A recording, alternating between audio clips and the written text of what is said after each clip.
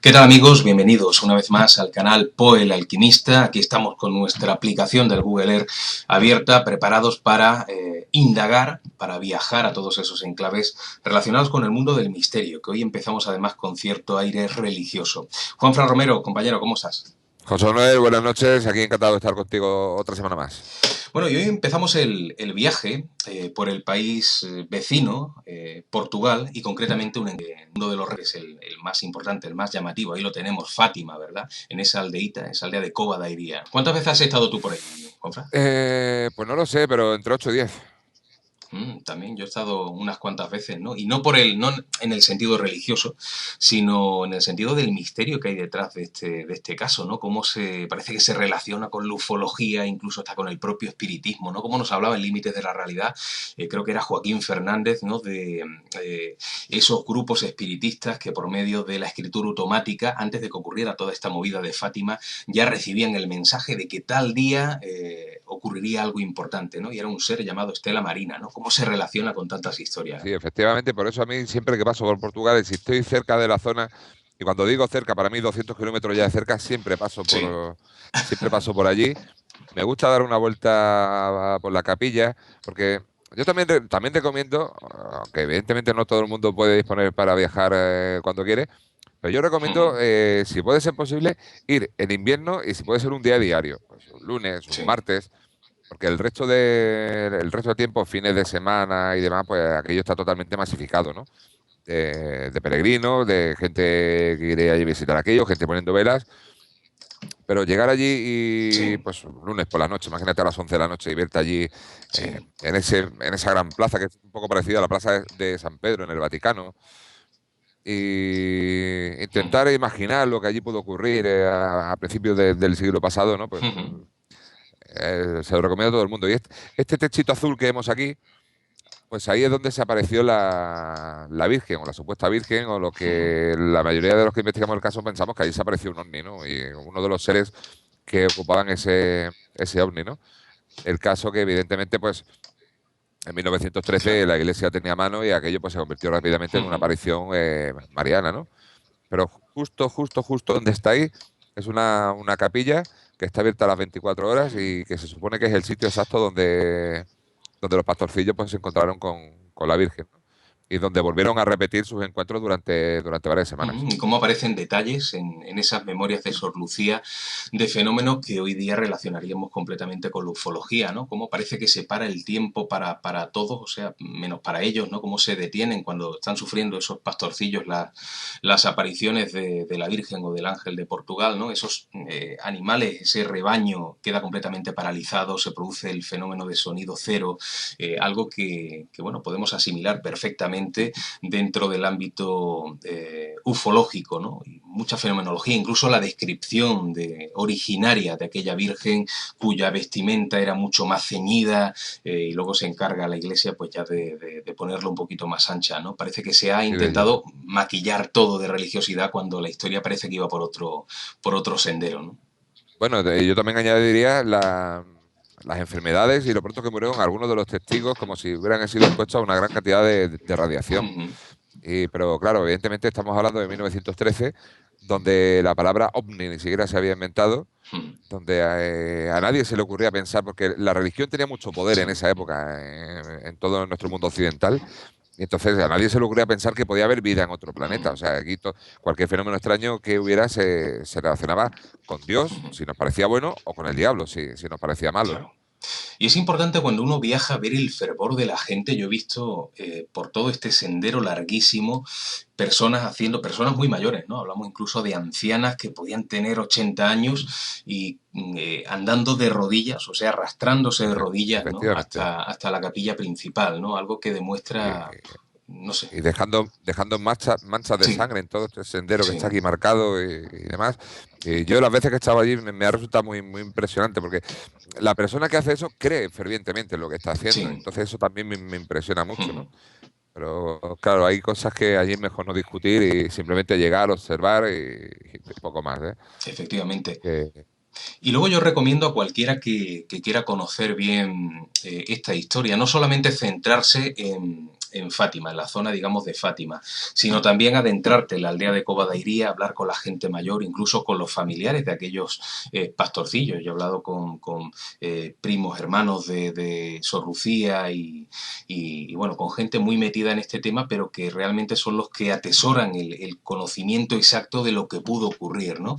Y en esa aldeíta de Covadairía, muy cerca de aquí, porque toda esta historia ocurre en este entorno. Lo que pasa es que no sabría ahora mismo identificarla Claro. sobre el mapa, ¿no? Yo, Pero bueno, yo ahora mismo de aquí tampoco, pero claro, muy, está muy muy cerca, cerca. Yo muy fui cerca. andando la última vez que me acerqué allí a Portugal y al entorno de Fátima y visité la casa natal También, de aquellos pastorcillos, ¿no? Y, claro, todo esto ha cambiado sí. mucho. Mira, aquí en la parte izquierda hicieron una iglesia súper modernista. Este es un templo que la última que fui estaba en obra. Fíjate todos los aparcamientos que tiene por Sí, detrás, para autobuses, sí. en fin. Pero vamos, yo con la idea pues estaría por aquí Sí, cerca, pero no te la sabría situar ahora mismo en el claro. mapa. Pero bueno, es una experiencia bonita, ¿no? El adentrarse y conocer cómo se ha modificado una historia originariamente diferente hacia la religiosidad y cómo se ha creado todo este embolado, ¿no? Pero como digo, es bonito adentrarse no solamente en Fátima, sino en Covadairía, hacer ese conocido como camino de los pastorcillos y meditar y darle vueltas a la cabeza de qué es lo que pudo haber ocurrido allí. Pero podríamos dar el salto, Juanfra, de este enclave religioso a otro enclave que no se queda atrás en ese sentido. Bueno, nos vamos ahora, Juanfra, a Francia, concretamente a ese importante templo de Lourdes. Aquí has estado tú montones de veces y recuerdo además También, sí. esa crónica que nos hiciste en Límites de la Realidad de tu viaje, tu último viaje o el penúltimo, no sé si has estado más veces desde entonces a Lourdes, cómo nos pusiste fragmentos de audio que ponen los vellos de punta, porque si ya decía que el hecho de ver a una señora de 80 años dejando marcas en el suelo de sangre porque va arrastrándose hacia el templo de Fátima, el escuchar esas voces, esos cánticos de tantísima gente que se acerca a Lourdes para intentar pues sanar de alguna enfermedad, yo creo que también impresiona muchísimo. Y tú lo has vivido en tus propias carnes, ¿verdad? Sí, de hecho aquí la última vez que estuve, pues te diría que hace un par de años. Porque hace un par de años no he vuelto a pasar por Francia y entonces pues no he vuelto a pasar por allí. Pero sí muy impresionante. Tiene una diferencia sustancial con, con Fátima. Aquí ha habido, o hay cierta argumentación, o hay cierta gente que dice que ha habido sanaciones milagrosas.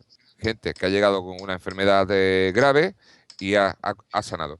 De hecho, existe un gabinete médico donde se llevan todo este tipo de cuestiones, ¿no?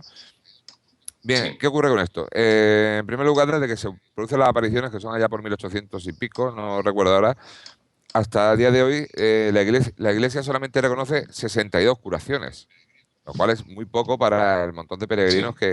que tenemos aquí en Lourdes, ¿no? Pero ¿qué es lo que ocurre? Que cuando uno llega aquí, la diferencia con Fátima es que en Fátima vemos peregrinos que van allí a poner una vela, a poner flores y demás. Aquí lo que vemos son personas enfermas. Aquí se ven muchísimos enfermos. Hay un cuerpo de voluntariado que llevan a estos enfermos en silla de ruedas, que lo bañan en unas piscinas de ese manantial que supuestamente se creó cuando apareció la Virgen allí.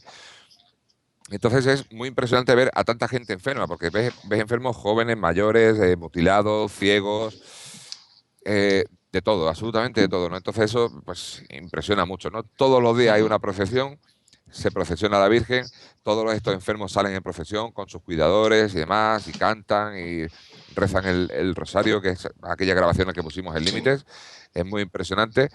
Y luego yo lo que sí hice fue que fui al gabinete médico y a preguntar a ver cómo se llamaba el tema de las revisiones médicas.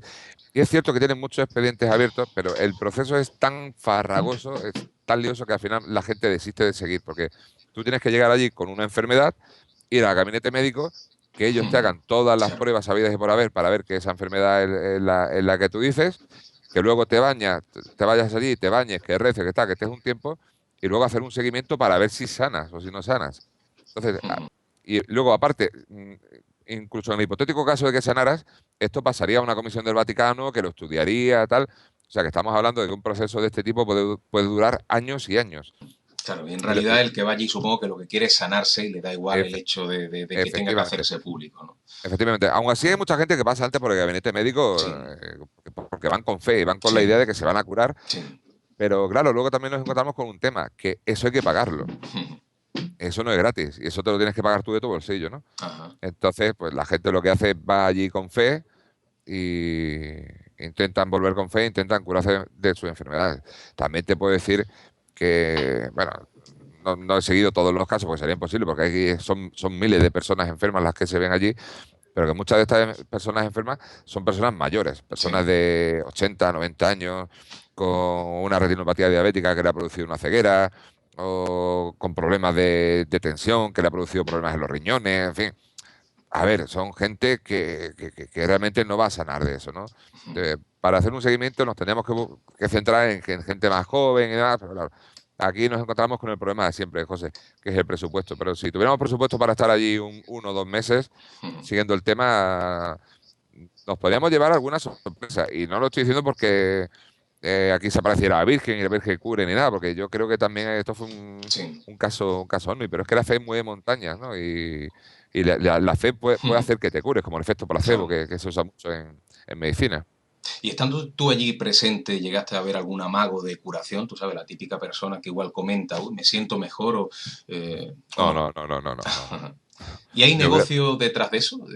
sí, evidentemente, igual que en Fátima. De hecho, las malas lenguas en Francia dicen que el primer milagro de la Virgen fue hacer de esta zona una zona habitable, porque esto era una zona, esto está enclavado en los Pirineos. Sí, Allí prácticamente lo que había eran cuatro casas de 4 personas que tenían rebaños y poco más. Era una zona muy, muy deprimida. La gente se iba de allí, pues se iba a la zona de Carcassonne y demás, que pilla más cerca, que son ciudades sí. más grandes, ¿no? Ujú. Y a raíz de estas apariciones, bueno, pues Lourdes fue creciendo, fue creciendo, fue creciendo. Y yo la primera vez que fui, hace ya bastantes años, apenas me había documentado ni de la ciudad, ni del caso, ni nada. Solo sabía que allí había aparecido una virgen. Entonces no me quería intoxicar. Entonces fui sin documentar nada. Pensaba que iba a encontrar un pueblo pequeño. Me encontré con una ciudad que vive por y para el milagro, pero con aeropuerto, con miles de hoteles. Aquí todo está orientado hacia la capilla de las Ujú. apariciones. Pero el acceso a lo que es la zona, vamos a decir, más de poder, ese agua milagrosa, no te cobran, ¿no? O sí te cobran por No, el no, no, hecho no. de... No, no, Ujú. no, no. Es totalmente gratuito. Ajá. De hecho, tú puedes. Aquí vemos esta capilla que está aquí a la izquierda.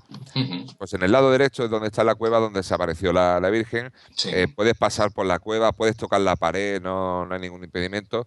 Y en la parte derecha, pues hay una fuente donde la gente va y puedes coger todo el agua que quieras, es totalmente gratuito. En ese aspecto no tengo nada que objetar. También es cierto que hay varios cepillos para que dejes la voluntad, ¿no? sí. Pero bueno, la Ujú. voluntad es como es, puede dejarla o no. Eso ya Claro. cada uno lo que quiera, ¿no? Lo que Bueno, sí es cierto que si mueves el mapa un poco hacia la izquierda, ujú. pues está muy cerca de la calle que lleva a la capilla. No, eso es la derecha. Yo digo la Vale. izquierda tal como lo vemos nosotros. ¿Qué? Pues eso, un poco más. ¿Ves? Aquí hay este circulito, pues ahí Sí. tienes una imagen de la Virgen. ¿Ves? Aquí donde va el río, pues si seguimos andando ese Ujú. puente que cruza el río, nos lleva a una calle, esta calle que está aquí, que está un poco en la sombra. Boulevard de Ahí, la Gruta. ahí. ¿Ves? Sí, Esta calle que sigue aquí hacia abajo. Toda esa calle hasta que llegas sí. al centro de la ciudad.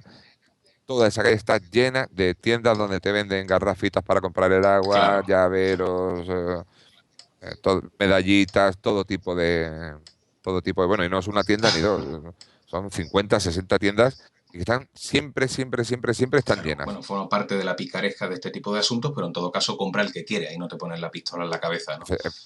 Evidentemente nadie te obliga. Yo cuando estuve vi que se podía coger agua gratis, entonces bueno, pues quise traer a mi madre, entonces fui y compré una garrafita que te cuesta 3 Sí. euros. Pero también me encontré con un señor de Bilbao que me dijo que venía todos los meses y él traía garrafas desde su casa, se ponía allí, las llenaba y se iba a Claro. Bilbao, ¿eh? Bueno, es una opción también, claro que sí, para aquellos que crean en el poder de ese agua o en el poder de la mente humana. Abandonamos ahora el ámbito religioso para regresar a la ufología. Bueno, decía regresar a la ufología, quizá no la hemos abandonado en ningún momento, hablando de Fátima o de Lourdes, ¿no? Pero Cierto. vamos a hablar de un tema delicado porque es una base militar. Bueno, un fenómeno ufológico, pero que tiene ahí por medio la barrera de una base militar. Y digo delicado porque yo recuerdo haber estado intentando hacer fotografías a una base militar en otro lugar y aparecer la Guardia Civil rápidamente, y mira que yo estaba lejos, ¿no? Y prohibirme terminantemente hacer esas fotografías y acercarme a la base y a partir de ese momento empezar a vigilarme. O sea, hay siempre ese secretismo y, bueno, puede llegar a ser peligroso. En Bobadilla, que es ni siquiera es un municipio, es una pequeña pedanía, ¿no? La pedanía. De Málaga, no sé si es de Campillos, pertenece a Campillos o... No, Ah, Antequera. Antequera, ¿no? Bien, Estaba en el término de sí. Campillos, pero por aquellas cuestiones políticas y demás se pasó al término de Antequera, Claro, también en los años 60, claro. una cosa Y así. ahí se produce, hace poco tiempo, ahora nos pones un poquito en situación, un avistamiento ovni. Y bueno, pues aquí vemos la base, justo donde está la chinchilita Sí. amarilla. Esto es un polvorín Ujú. y aquí lo que se guarda es armamento del Ejército del Aire.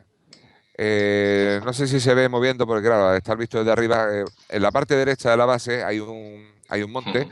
Ese monte está horadado por dentro, está lleno de túneles y en esos túneles es donde se guarda el armamento, ¿no? Vamos a intentar verlo así. Igual aparece hasta que sea el Google. Sí. Ujú. Bueno, mira, aquí se ve el Sí. monte.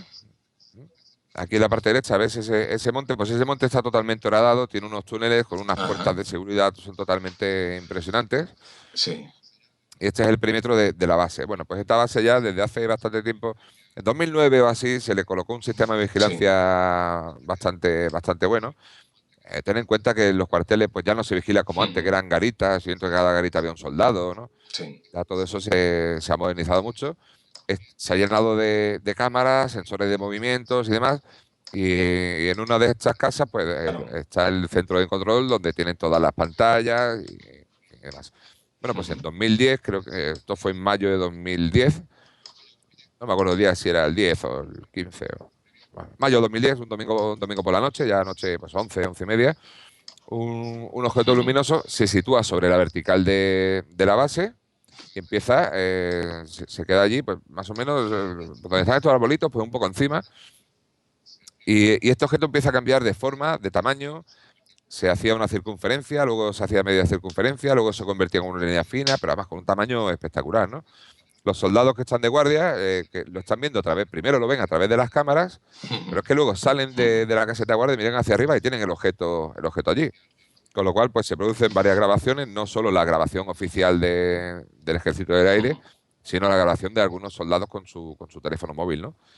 Esto ocurre, como hemos hablado en otros programas, como con otros casos, que al principio no se cuenta nada, pero esto se termina filtrando, ¿no? Y yo, bueno, pues estuve realizando la investigación de este caso, Ujú.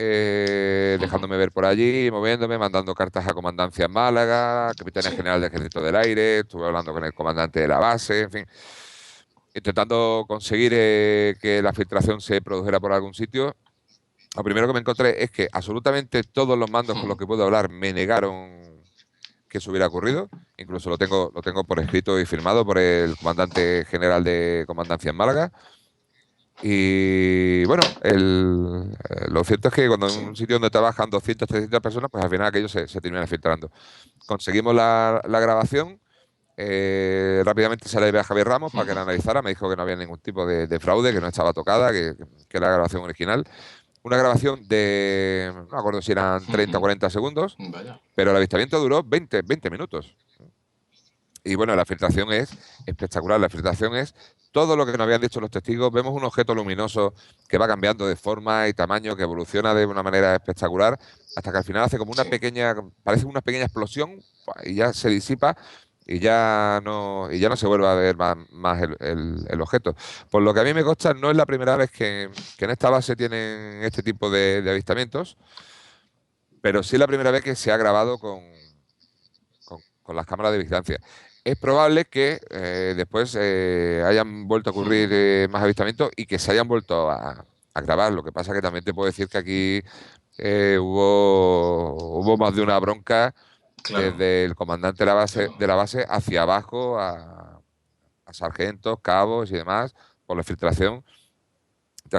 Y aquí, digamos que el riesgo tuyo fue que cuando te llega esa filtración, esas imágenes y toda esa información, tú lo publicas, ¿no? Y al publicarlo directamente te localizan, ¿no? Bueno, fue publicarlo y a los 2 días tenía, Sí. tenía un militar allí en mi despacho profesional que Ujú. con no muy buenas palabras pues me estuvo diciendo que iba a tener problemas, que esto me venía grande, que no sabía dónde me había metido, en fin, que tuviera un poco de cuidado, este tipo de cosas. La verdad que no es muy Ujú. agradable. Estuve un tiempo pues con la guardia un poco más alta de lo habitual, pero bueno, al Ujú. final tampoco llegó la sangre al río. Claro.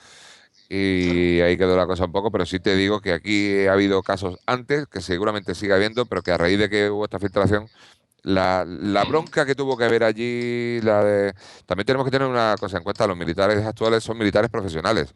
Entonces, Sí, yo también paré un poco el tema porque no quería perjudicar a nadie, porque claro. esto, cuando existía mi ley de reemplazo, oye, pues mira, daba igual porque el que terminaba el ejército te podía contar lo que quisiera, que no iba a tener problema, pero esta gente es su trabajo y si tú Ujú. a una persona de esta de allí, pues que a lo mejor tiene 28 o 30 años, eh, llegan a descubrir que esa persona ha sido quien ha filtrado el vídeo y lo despiden Ujú. Sí, directamente, oye, pues no me gustaría que ocurriera eso, ¿no? Entonces, por eso paré un poco el tema, pero me consta que hubo amenazas muy grandes por parte de los mandos de la base de decir que no me importa tener que despedir a 50, ¿eh? Entonces, pues, yo te digo, mm, podría estar habiendo ahora mismo un avistamiento en esta base que te aseguro que sí. no va a volver a haber una filtración, por lo menos hasta que no se renueve un poco el personal y pasen 10, 15, 20 años que prácticamente ya nadie recuerde aquello.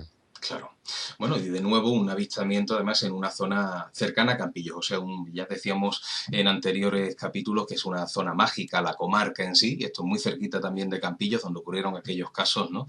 Que ya contamos en su momento, esos avistamientos curiosos, pues se produjo también en Bobadilla, ¿no? Así que estaremos muy pendientes, ¿no?